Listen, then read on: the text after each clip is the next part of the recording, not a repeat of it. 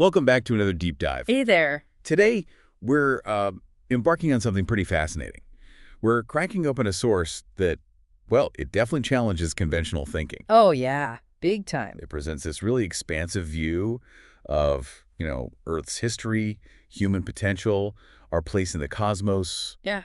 All that stuff. And the source for this multi-part exploration is Bringers of the Dawn, Teachings from the Pleiadians, channeled by Barbara Marciniak. Right. So this is part one of 3 parts looking into this book. And for this first part, we're focusing on the beginning bits, the acknowledgments, foreword, preface, and then the first 8 chapters. Our mission, really, is to navigate this material, which is presented as channeled info from an ET collective called the Pleiadians, and pull out the key concepts, the insights they offer about the big picture, Earth's history, the human journey, as they lay it out. We're looking at some unique historical takes, definitely. Concepts of consciousness that might stretch your mind a bit. Yeah, definitely stretching. And digging into the human journey through their specific lens. Exactly.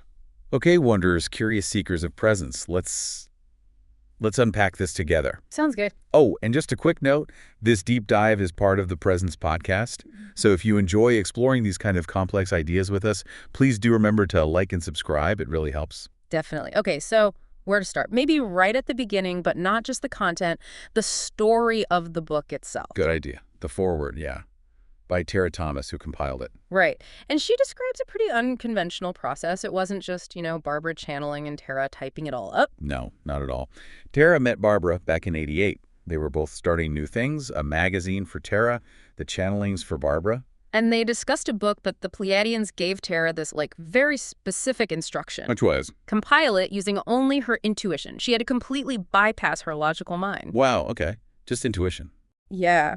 And they apparently called this whole thing an initiation for Tera, a test of her trust, her commitment. So she had hours and hours of channeling tapes. Right. And her job was to somehow feel which pieces fit together. She used, simple codes, colors, but no pre-planned order at all. That sounds intense. Yeah. And it would bring up a lot of personal stuff. Totally. She writes about it surfacing her own issues, lack of trust, not feeling self-love, not really knowing herself, even physical pain and trauma.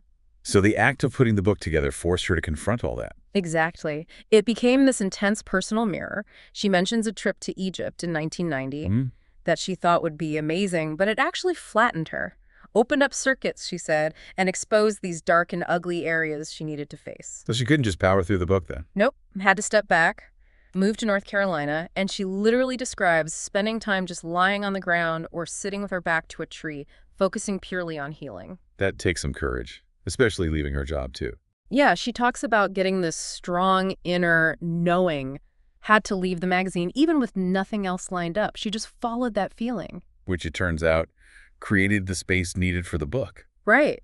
She found out later from the Pleiadians that before that healing period, she simply hadn't been cleared out enough. She couldn't hold the necessary frequency. They told her that directly. Oh, yeah. Pretty blunt about it. Said she didn't trust or even like herself, compared herself constantly, wasn't being honest with herself. Wow. But they also explained that hashing over all the channeling material, even the bits she wouldn't end up using, was her direct relationship with them. It forced her to apply the lessons, to become a keeper of frequency. Okay, so after the healing, how did the actual assembly happen? You said it wasn't logical. It sounds almost magical, actually. They told her to visualize the book cover, even to read the book in her dreams, saying it already existed in the future. Which must have driven her logical mind crazy. Totally. Waking up to piles of paper with no clear order, she said it wasn't until she just hit a wall, total surrender, I give up, here, you do it. And then? Then the pages apparently started falling together effortlessly. She'd pick them up randomly and they just fit. Gave her chills. That's a huge lesson right there. Relinquishing control. Exactly what they taught her. Get out of your own way, intend what you want, trust, allow the data to flow, receive, and, kind of as proof, they even manifested a publisher for them, Barbara Marciniak. No effort on their part. Wow. So Tera's big takeaway was trust. Trusting herself, trusting the process, trusting guidance. Absolutely. Trusting non-physical guidance. She vowed to never again set out to work on any project alone. And the paychecks from spirit. Yeah. Not money, but these profound gifts. regaining herself, self-love, amazing relationships, healing family stuff. Her daughter even found her after 24 years apart. Incredible. And she found her voice as a writer through it all. Yep. And communicating with non-physicals, animals, limitless avenues opened up. The process itself was the teaching. Like the Pleiadians tricked her into evolving. That really sets a unique stage for the material itself, doesn't it? That backstory. It absolutely does. And then Barbara Marciniak's preface adds another layer, another story of unconventional beginnings and surrender. Right, the Trapped in Bali story. Exactly. Stuck because of a visa issue, initially trying to fight it, will this one around. But then realized, wait a minute. Yeah, a second dawning. Yeah. Realized the delay was intentional so she could stay and write the preface. Feeling nurtured, sipping coffee. Yeah. And the question just popped up, how did it all begin? Which led her to this much grander view of beginnings spanning multiple times, not just linear. And she connects it back to her childhood, feeling different because of her brother Donald. Who had mental challenges. Looking back at photos years later, she saw this celestial-like love beaming from him, like light bending towards him, felt blessed by his very presence. That's beautiful. And her Polish grandmother, Babci. Meaning star. Yeah, instilling that reverence for Earth. Plus her teenage explorations into metaphysics, Seth material, dream journaling. All laying the groundwork unknowingly. Until the reality collapses in 87-88, triggered by UFO data, that suddenly activated her body, her memories. And connected her back to that earlier encounter in Taos. Yes, with the 3 bright blue beings. She'd filed it as a dream because she panicked, had no frame of reference back then. But the UFO data brought it back. That realization. Every cell in my body suddenly knew extraterrestrials were real. Huge moment. Challenged her whole intellectual worldview. And the official contact, the channeling, started in Athens, Greece, May 1988. After their Egypt and Greece temple tour, she felt inspired to channel by imagining being back in the king's chamber. Right. First communication, about an hour. They announced themselves, the Pleiadians. Distinct energies, blissful union, wisdom, peace. But then the doubt crept in immediately after. Yep. Had I stepped into something? Or had I dived too deep into wishful illusion? And that heavy question, who in their right mind was going to believe I was in contact with and speaking for ETs? That internal struggle, following intuition despite the rational mind freaking out. Which she later understood through astrology, the Pleiades at 28 Taurus, her sun at 28 Taurus. Quite a trick indeed, she says. She tried setting boundaries at first, like conditional cooperation. Yeah, kind of a smug rationale, she calls it. Took 2 years for the deep bond to form, triggered by a body therapy session where she felt this overwhelming wave of Pleiadian love. Then she fully surrendered. And realized they had been subtly present all along. Teachers, friends, masters of synchronicity, orchestrating her life into a Pleiadian mystery play, led her to feel this multidimensional soul heartbeat, feeling more ET than human. Wow. It really is striking how both Tera's and Barbara's stories involve that surrender, the challenges, trusting the nonlinear path. Totally sets the tone for the information that follows. Okay, so with that foundation, let's get into Chapter 1. Who do they say they are? What's their purpose? Right. They identify themselves straight up as ambassadors through time, coming from your future. From our future. Okay. And they claim a connection to us. A deep one. Part of humanity's ancient family, sharing ancestry and DNA with the original planners of Earth. Original planners, got it. And why are they here now? What's their motivation? It's tied to their own reality, actually. They say their system faces tyranny and turmoil, and they've seen probable futures for Earth heading down the same path. So helping us helps them. Exactly. Assisting Earth's transformation is a way to transform their own system. It's mutual evolution. They also talk about time differently, and not linear. Not at all. Vast, malleable. They talk about stretching, distorting, curving time, moving into simultaneous realities way beyond our 3D understanding. And they mentioned the harmonic convergence back in 87. Yeah, key point for when the book was written, around 92. They said since then, Earth's been beamed with increased energy accelerating evolution, claimed each year of that decade would feel like 10 or more. Predicting rapid change, people becoming fundamentally new by 1999. They also clarify they're just one group. Many ET cultures have visited Earth throughout history. Most are benevolent, they say, but some are here for other reasons. Which connects to their point about distorted history. Visitors from the sky being turned into gods. Right. Because they could do things humans couldn't. That whole idolization, creating gods, and that's a belief paradigm. They say we are here to change. And Earth itself is special, a free will zone. Yeah, allowing magnificent limitations which create structures for learning and creation.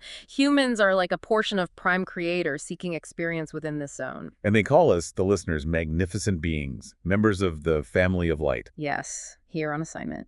To create a shift, a transition. And the key they keep emphasizing is love. Love as the basic building block of the universe. More important than technology. Absolutely. Technology without love is limited. Love, combined with information, allows all possibilities. The family of light are positioned as renegades, changing a system that's been mostly dark for ages. And that mutual help thing, again, our rising consciousness, helps them evolve too. Exactly. Our embodying love and responsibility nourishes their consciousness. We assist them as they assist us. The potential they see for humanity sounds huge. Forming worlds, seeding new ones. Teaching others, using the history stored within your memories. Stored in us, okay. And this vast plan, they say we volunteered. We jumped at the chance to be here now. Yeah, feeling certain we could do it. Promised assistance, triggers like the Pleiadians themselves to activate our own knowing. But crucially, they would not do it for you. They're catalysts, not saviors. They mentioned their collective is growing, Pleiadians Plus. And that some back in their reality doubt this whole Earth project, think it's too risky. They address fear directly too, don't they? Yeah, important point. They want to inform, not scare. Light is information, ignorance is darkness. They want us in the light, informed. And they actually need us because we're here physically. Right.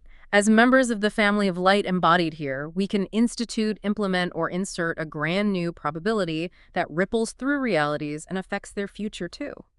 What you do now vastly affects us, they say. Okay, what about their style? How should we take this information? They stress, don't take anything literally, follow the larger spiral, the bigger picture. Their goal is to rattle your cages, activate the real knowledge inside you. So they throw out ideas. Yeah. Maybe challenging ones. Definitely. Encourage embracing hesitation or fear. Facing the dark portions or shadow portions is key to liberation for everyone. And their core tenet. Thought creates. Simple. Profound. Our thoughts created our current situation, and believing this fundamentally transforms our experience. And be wary of absolutes. Anyone claiming the final answer. Big warning there. Hear many opinions, listen to the story, but you have to discern if it feels right, if it benefits you. We are in charge. It's up to us. They admit they're storytellers. Right. That the data might be fragmented. Yeah, they acknowledge it can be credible, maybe sensational, but it's just a fragmentation, one piece of a much bigger picture. The story evolves as we comprehend more. So our job is to find our own identity within that story. Find what we know deep down. Exactly. Not what we believe or were told. Trusting what you know is imperative. That knowing connects us to Prime Creator. It's about remembering our role. Okay, that sets the stage, which leads into chapters 2 and 3. And this gets pretty wild, right? Yeah. Earth's ancient history and the Raider gods. Yeah, this is where the narrative really takes off. They start by saying humanity is an experiment. An experiment. By who? Part of Prime Creator's self-exploration, carried out by extensions called creator gods, who went out experimenting with energy, forming worlds, hierarchies. Okay. And Earth had a specific original plan. A magnificent one, according to the book. It was designed as an intergalactic exchange center of information, a living library. A living library. Created by master geneticists, members of the family of light using DNA from countless sentient civilizations. A cosmic library storing information via frequencies and genetics. And this happened.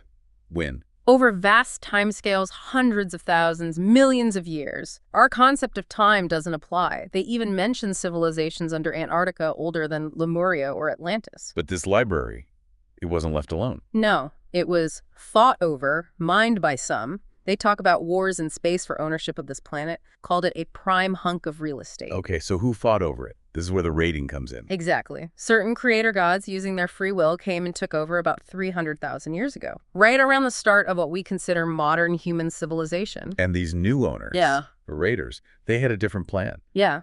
They didn't want the original humans informed. Control was the goal. Light is information, darkness is lack of information, so they beat out light. What happened then? Earth became a place of intense duality. There were skirmishes, radioactivity, even nuclear stuff mentioned.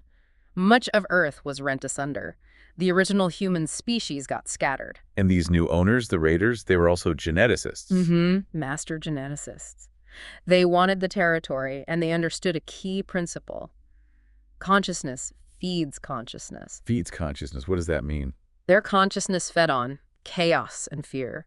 The electromagnetic frequencies of consciousness in those states, that's what sustained them, kept them in power. Chaos and fear. So they needed humans to be in those states. Yes. And these beings, the book claims, are the ones spoken of in the Bible. Sumerian tablets, ancient texts worldwide. The magnificent beings. And they altered human DNA to keep us broadcasting fear. That's the claim. They rearranged our DNA to limit our frequency broadcast range, essentially creating a reliable food source for themselves. So what was the original human DNA like? Magnificent, apparently. 12 strands, incorporating DNA from many civilizations. The raiders created a version with just 2 strands, the double helix we know. They just unplugged the rest. Disassembled it, left it non-functional within the cells, split apart, unplugged. Our cells contain these light-encoded filaments, right? Like fiber optics carrying info. Exactly. The original 12-strand DNA was like a massive cable. After the rearrangement, only the basic double helix was left working. So anything that wasn't essential for basic survival, anything that could keep us informed, got shut down. Pretty much. Locked us into controllable, operable frequencies. And they put up a frequency fence around the planet. Yeah, like an energetic barrier to control how human frequencies could resonate. Made it hard for higher frequency light and information to get through. And even if it did. The receptors were unplugged. The DNA wasn't there to receive it. Exactly. Okay, wow. So what does this ancient history mean for us now? Why are we hearing this? Because, the book says, we are members of the family of light. We're here to trigger that memory, inspire change, alter the planet's frequency, reclaim our power and Earth's destiny. The original planners, our ancient family, they didn't give up. Nope. Had a counter plan, aiming for a time when Earth's frequency would change so much the current owners would have to adapt or perish. And removing their food source fear is key. Crucial. And the book dramatically says, guess who is removing this food source? You are. So we are the ones doing it. The family of light. The renegades. The systems busters. Right. Here specifically to conquer our own fears first. By doing that, we show others fear is unnecessary. They apparently love to go in and cause trouble by altering frequencies and bringing in information. And our physical bodies are important for this. We act as receptacles. Yes. For incoming cosmic rays, facilitating some kind of biological process, we're here in disguise as humans carrying codes. Codes that activate as memory returns, allowing us to hold a higher frequency. Our identity is that frequency. Living it affects everyone. Many supposedly understand this assignment. Others are just starting to remember. And the core part of this is the DNA rebundling. Back to 12 strands. Yes, reconnecting those light-encoded filaments. This is presented as a huge plan, not just for Earth, but for the entire universe's evolution. Earth is the hotspot. Changes here ripple out everywhere.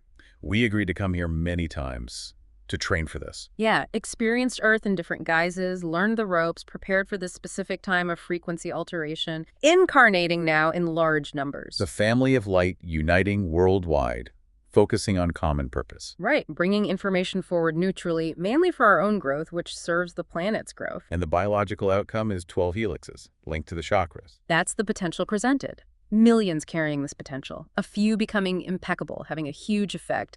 Clarity about who we are is coming. And when that happens, Yeah. the 12 strands reconnect, we act on the info. Incredible power. That's the idea. Individuals uniting, joint intention, becoming a collective telepathic force, changing the face of the universe. This rebundling, they call it a mutation. Yes. We, the family of light members, take this mutation into our bodies, integrate the 12 energy centers, learn to consciously create experiences, become conscious creators and rememberers. Okay, chapter 3 continues this, asking who your gods are. It clarifies the God concept. Right. Distinguishes between God with a big G, prime creator, the source in all things, and the powerful ET beings humans worshipped as God. Those were the creator gods, powerful but finite. Exactly. Prime creator is in everything, on its own journey of discovery, our closest connection, our inner knowing.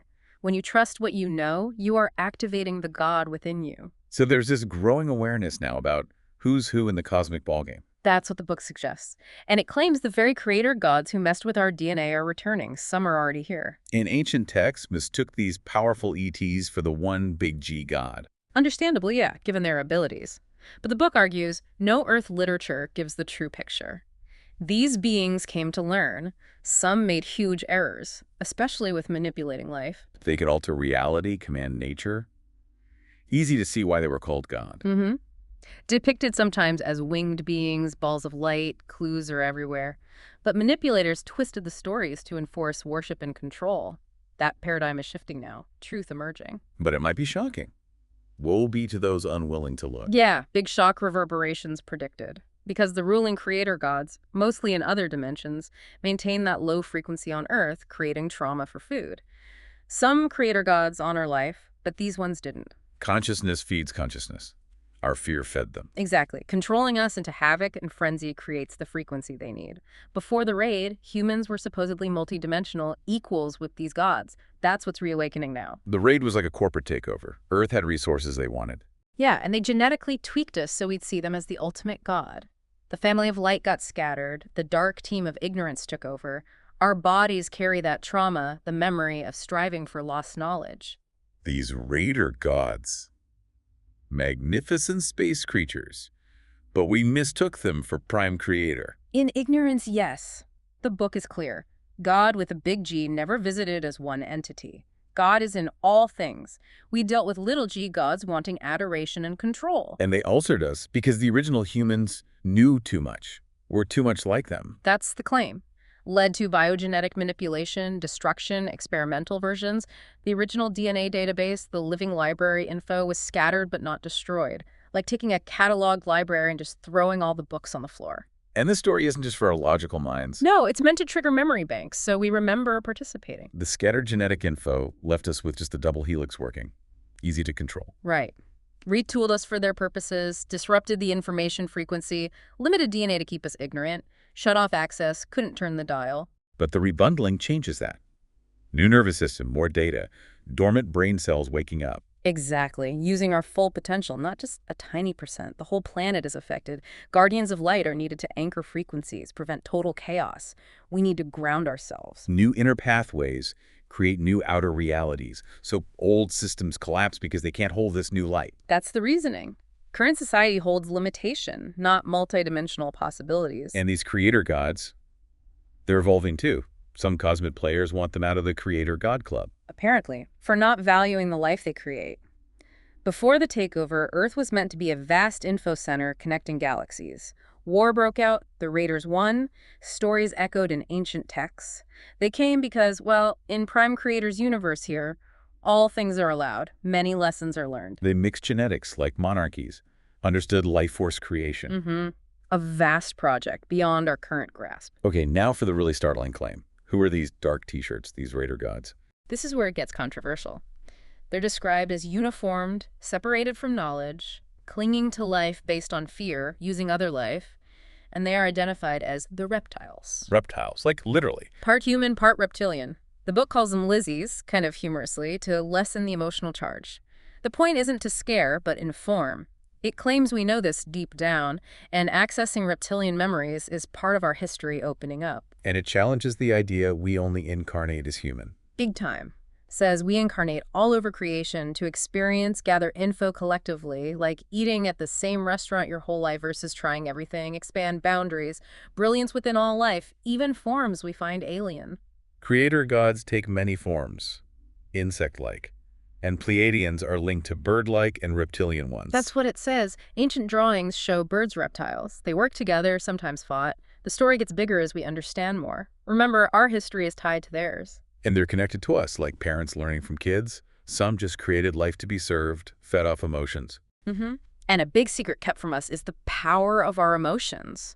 We were steered away because emotions connect us to our spiritual, multidimensional self. So as fear decreases on Earth, they try to ramp it up again, losing their food source. That's the prediction. They'll try to reinstate fear before the shift to love fully takes hold. The Lizzies supposedly set up devices to broadcast and amplify emotional turmoil. And planetary portals. The Middle East one being huge, fought over, used by them. Explain the history there. That's the connection made. Mesopotamia as a space colony, Kuwait at the mouth of this manipulation portal. But there are good and bad Lizzies. Yes. And the reason for telling us? Their reality is re-entering, merging with ours as part of the evolution. It's not all love and light. We have to grasp the complexity. All these realities are all you. Make peace, integrate, merge the soul collection back to Prime Creator. Even the creator gods are being drawn back by a divine plan, resisting change like humans. Yeah, they forgot their creators too. Our job as family of light is comprehension, stabilize the energy, generate power to create consciously. Light is underestimated. And they underestimate us. They have blind spots, enamored with power, fighting each other. They gave up part of themselves for their projects. And we're extensions of them, here to affect things from the inside. That's the perspective. Our intention is to remember this. They're coming back to raid again, fearing starvation, understanding we are the systems busters. So they're here to create havoc, fight for territory. And the Pleiadians admit they play a similar game. Setting up frequencies, enticing choices. A moment of self-awareness there, yeah. Urging us to ditch idealized Santa Claus versions of gods. The truth about the cover-up is coming. As systems busters, we need to outgrow old beliefs. Even the Pleiadians' teachings aren't the final word. Exactly. No stopping the evolution. Nothing on Earth is the ultimate truth. Summoning our reptilian past. Understanding patriarchal figures linked to the reptile family. But not all are bad. Right. They're still part of Prime Creator. Master geneticists take many forms. The discomfort with reptilians is because they seem most foreign. But the full revelation might be shocking. Why reveal all this? To expand our idea of who gods are because they're returning. Linked to planet turmoil? Yes. We need to hold our frequencies to meet them. Some are already here, walking among us, in all sectors of society. We need to observe, direct energy. Some help, some learn, some not highest intention. Which brings us back to discernment. Crucial skill. Absolutely. Free will universe allows all. If an energy trying to frighten, manipulate, control, not in your best interest, you choose. Abilities don't equal spiritual evolution. Learn to discern. Okay, so that's the heavy history. Chapters 4 through 8 shift focus more inward, right? To memory, mutation, multidimensionality. This is you are the key part. Exactly. The Guardians of Light plan to seed knowledge for a time it could be received, that time is now. This whole complex story, it's stored in your body. We need to be inner archaeologists, explore memories, this life and others. Accepting the totality, even the shadow stuff, is key. Opens the thymus, nervous system, unconditional love. That's the process described. The original planners, our ancient family, haven't given up the living library plan. We were intimate with them, here to awaken those memories. Prime Creator encompasses dark and light. Creator gods learn parenting through freedom, mistakes included. Accessing their memory is part of our task now. Identifying who they are, who fought, who controlled, yes. Which leads to that critical warning about beings coming who seem wonderful, promising to fix everything. Right, but presented as another form of authority and control. Might look like miracles, a golden era, but the potential tyranny is greater. A large marketing program is selling their arrival. And this is where the family of light, us, comes in. We'll know they aren't truly of light, might feel sickened by society's worship. Yeah, seeing through the mass mania. The core lesson again is authority become your own authority. Stop giving decisions away to governments, parents, teachers, gods. It's time for Earth humans to be sovereign. People might be tricked into awareness by seeing something so blatant, seeing the worship of a false god. That's one possibility presented. And they repeat that stark line. The returning gods may be lizards. Hold on to your seats. Some coming from stars might have amazing abilities but lack feeling. Brilliant manipulators without spiritual connection. David meeting Goliath. Our task is learning to alter reality ourselves. Dance between frequencies, choose our world station. We affect other systems without knowing it. Need to realize our power, why we could be dangerous. Yeah, because we've taken on this immense mutating energy. How do we direct it? By loving ourselves, is the answer given. The original planner's goal is bigger than just Earth. A universal DNA shift, universal awakening. Yeah, restructuring the universe's vibration via key zones like Earth, a simultaneous implosion. Urging us to smash all those ideas about simple good-bad guys, hierarchies, even fixed ideas about the Pleiadians. Complexity is key, and they draw that parallel. The bad guy ETs and our own governments reflect our issues, our drama, our willingness to give power away. How is ET manipulation different from what we allow our leaders to do? It mirrors our complacency. You do it for me. I don't want to be responsible. Right. ETs mirror that back. Cites the movie V, some people will indeed worship them. These scenarios might play out. The human at consciousness merge is being marketed. Those with discernment will be shocked. Watching people worship beings, even non-human ones, who perform miracles, share tech. Tech that might even cure diseases they helped create. Yeah. Could lead to disgust, withdrawal, and again, new gods may be lizards. Complex reality, double agents, pushing our paradigms to prepare us. So we can stand firm, not be crushed by external events. Exactly. It's an adventure only we can carry out. Support is there, but we master the laws, anchor them. Living the teachings, trusting identity, synchronicity, that's how we defy limitations. Creator gods have their creators. Manipulation happens on many levels. Our task is figuring out how many realities we exist in. And theirs is realizing how many they manipulate. Who jubbles their realities? It gets deep. And this isn't just intellectual. All of this is to be felt. Yeah. Bypass the logical mind, allow feeling to activate knowing.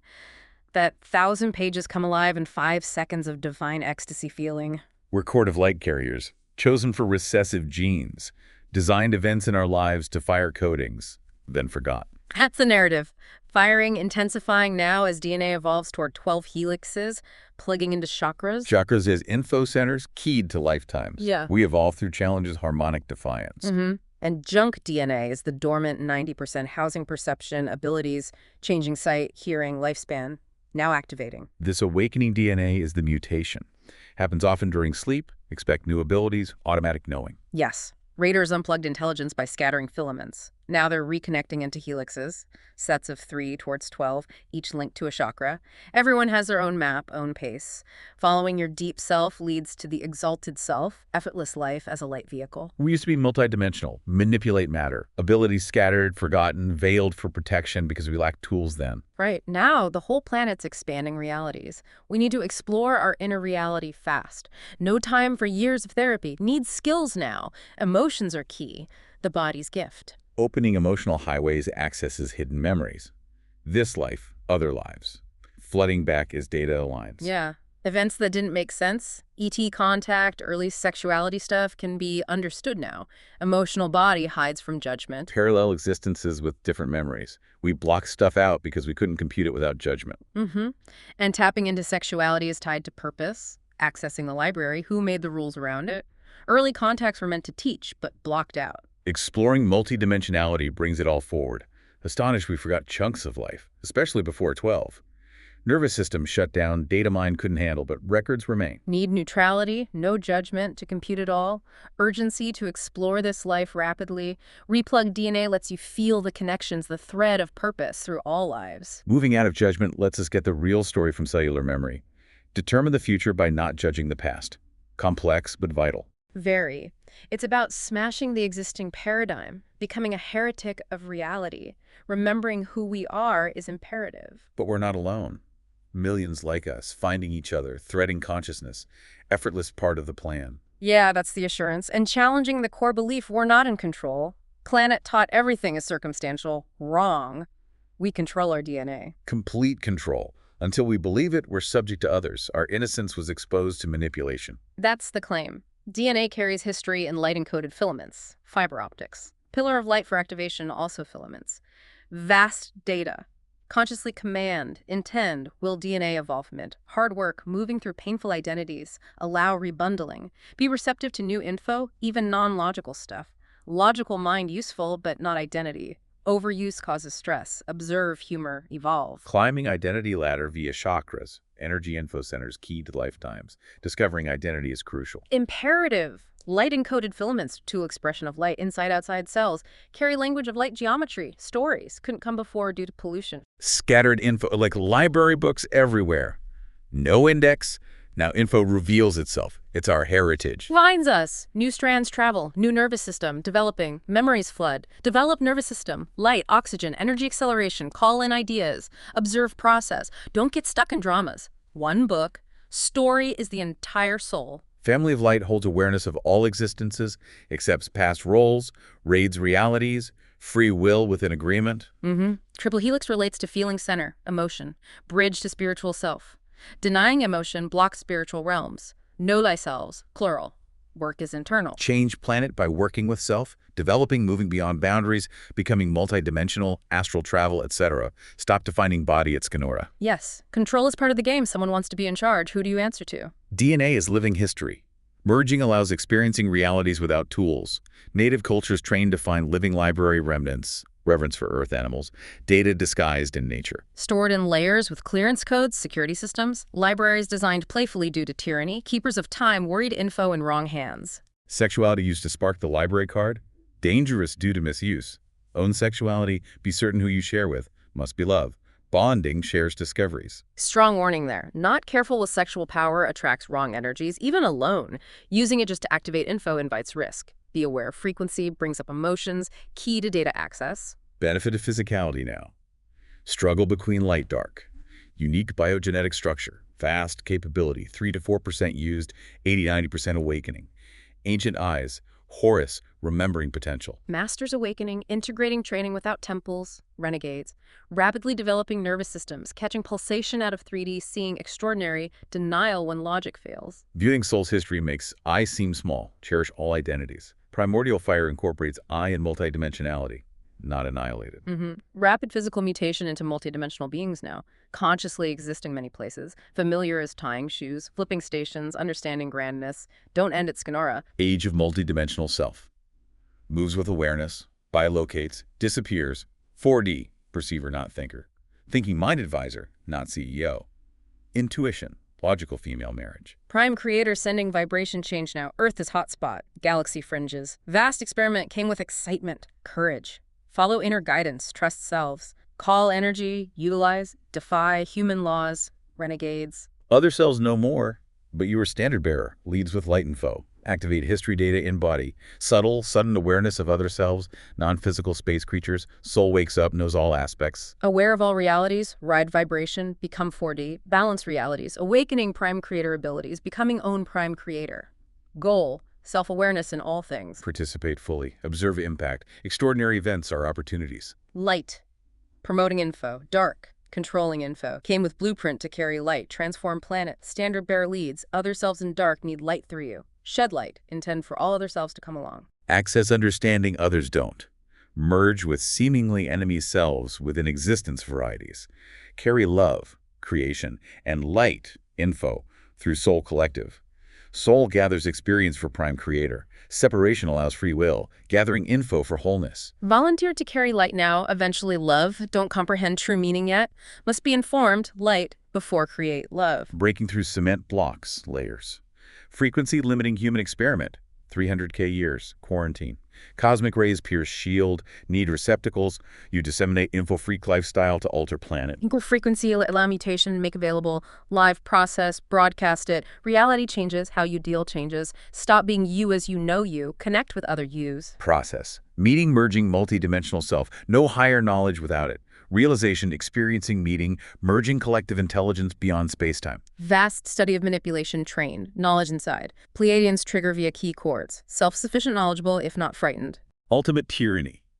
Psychological manipulation, defining reality so you don't know you're imprisoned. Pleiadians represent outside. Controlled like sheep by those who think they own you. God. World Dominant Team Space.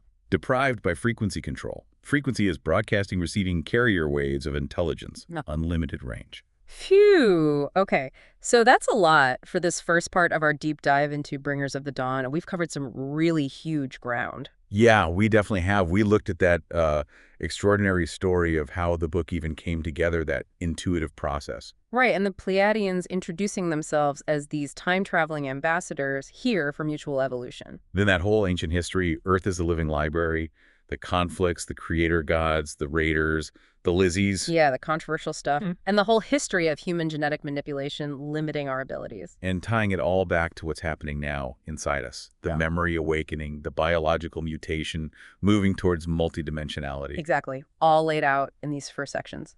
And the core takeaways the book seems to be pushing, for us, our curious wanderers.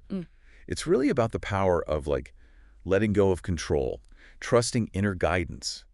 Intuition. That our emotions are actually a key, not something to suppress, but a way to access deeper knowledge stored right inside us, in our cells, our DNA. A cellular memory. The absolute need to discern external authorities, whether they're governments or, beings showing up from the sky promising solutions. Big emphasis on sovereignty. Right. And realizing this huge transformation isn't just happening to us, it's happening through us right now, affecting everything, ourselves and the whole universe. It positions you, the listener, right at the center. Yeah. You, our curious wanderers, are at the heart of this narrative. The call seems to be, look within, be courageous, and discern what resonates for you from all these, well, frankly, pretty challenging ideas. And this really is just the beginning of unpacking Bringers of the Dawn. In part 2, we'll keep going, looking at more of the core concepts they introduce, things like the language of light. Ooh, interesting. The power of consciousness itself to shape reality, and really digging into the nature of reality as they present it. Okay, sounds good. Well, thank you for joining us on this initial exploration. Definitely keep exploring, keep asking questions, and yeah, keep trusting that inner knowing this book keeps pointing back to. We'll continue the deep dive into the source material next time. Until then. Until then.